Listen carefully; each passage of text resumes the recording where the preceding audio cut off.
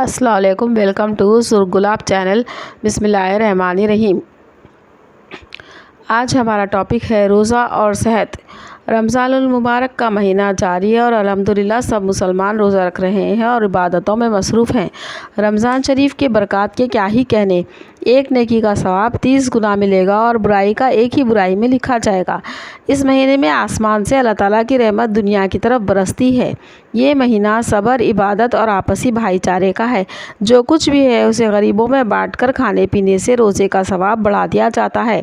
रमज़ान में नमाज, कुरान शरीफ की तिलावत ज़रूरी है, वरना रोज़ा सिर्फ़ एक फ़ाक़ा होगा, उसे कबूलियत का दर्जा नहीं मिलेगा। रोज़ा और कुरान की शिफ़ात। रसूलुल्लाह सल्लल्लाहु अलैहि वसल्लम ने फ़रमाया, रोज़ा और कुरान दोनों बंदे की सिफारिश करेंगे, यानी उस बंदे के जो दिन में रोज़ा रखेगा और रात में अल्लाह के हुजूर में खड़े होकर उसका कलाम पाक कुरान मजीद पढ़ेगा या सुनेगा। रोज़ा अर्ज़ करेगा, ऐ मेरे परवरदिगार, मैंने इस बंदे को खाने पीने और नफ्स की ख्वाहिश को पूरा करने से रोके रखा था। आज मेरी सिफारिश इसके हक़ में कबूल फरमा और उसके साथ मग़फ़िरत व रहमत का मामला फरमा। कुरान कहेगा कि मैंने इसको रात को सोने और आराम करने से रोके रखा। खुदावंदा, आज इसके हक़ में मेरी सिफारिश कबूल फरमा, उसके साथ बख्शिश और इनायत का मामला फरमा। चुनांचे रोज़ा और कुरान दोनों की सिफारिश इस बंदे के हक़ में कबूल फरमा दी जाएगी और उसके लिए जन्नत और मग़फ़िरत का फ़ैसला फरमा दिया जाएगा। रोज़े में दूसरी बुराइयों से बचना भी ज़रूरी है, जैसे झूठ बोलना, गालियाँ बकना, धोखा देना, फहश और चीज़ें और मनाजिर देखना। इन सब बातों से भी परहेज़ का मतलब है रोज़ा।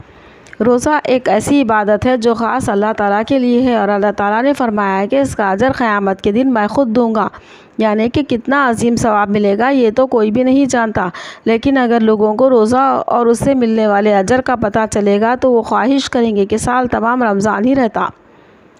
आज हम रोज़े से होने वाले जिस्मानी फ़ायदे पर नज़र डालेंगे और गौर करेंगे कि रोज़े से इंसानी जिस्म पर क्या चेंजेस आते हैं। रोज़ा हर तरह से सेहत के लिए अच्छा है। रोज़ा रखने से इंसानी जिस्म कई तरह की बीमारियों से बचा रहता है। रोज़े में ब्लड प्रेशर कंट्रोल में रहता है और कोलेस्ट्रॉल लेवल भी कम रहता है, जिसकी वजह से जिस्म में किसी जगह पर भी सूजन वगैरह नहीं होती और दौरान खून यानी ब्लड सर्कुलेशन बराबर होता है, जिसकी वजह से दिल की बीमारी का ख़तरा नहीं रहता। बड़ी बीमारियां जैसे ब्लड प्रेशर और डायबिटीज़ इससे भी कंट्रोल में रहते हैं और मोटापा दूर होता है, दिमाग तेज़ होता है और इंसान कैंसर जैसे मूजी मरज़ से भी बच सकता है।